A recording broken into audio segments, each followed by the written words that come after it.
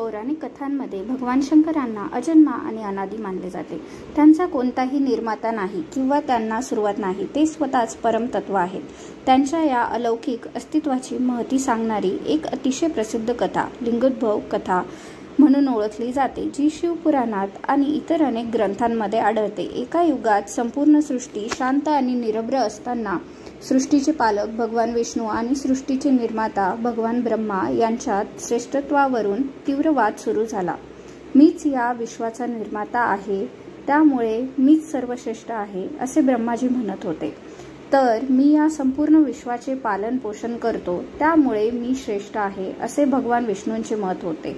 हा वाद इतका वाढला की तो थांबवण्यासाठी कोणीच नव्हते. तेव्हा अचानक त्या दोघांमध्ये भीषण अविश्वसनीय तेज असलेला एक विशाल स्तंभ प्रकट झाला.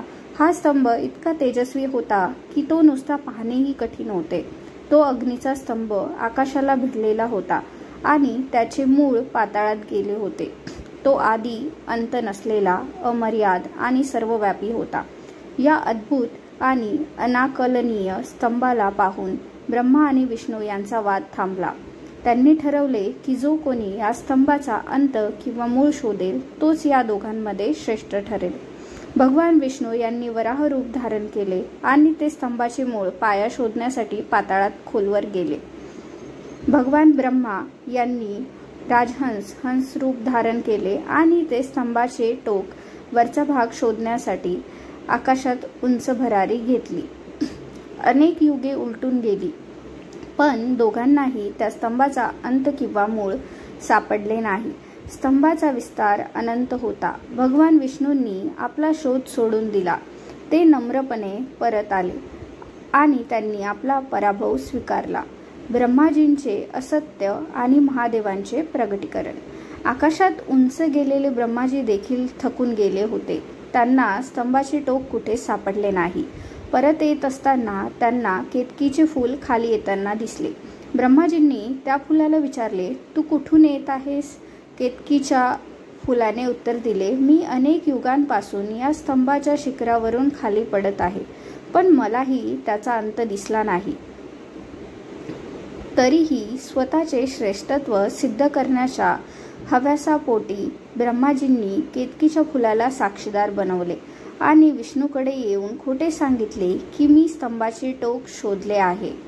ब्रह्माजींच्या या असत्यामुळे तो तेजस्वी अग्नीचा स्तंभ दुभंगला आणि त्यातून भगवान शंकर प्रकट झाले.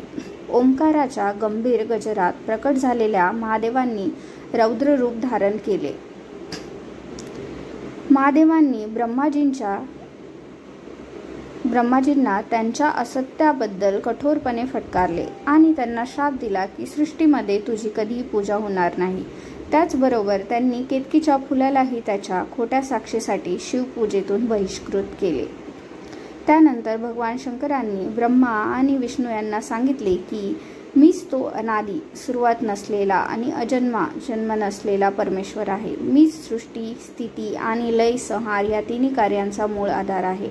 त्यांनी त्यांना समजावले की तुम्ही दोघेही माझ्याच रूपातून प्रकट झालेले आहात, त्यामुळे श्रेष्ठ कनिष्ठ असा भेद करणे निरर्थक आहे.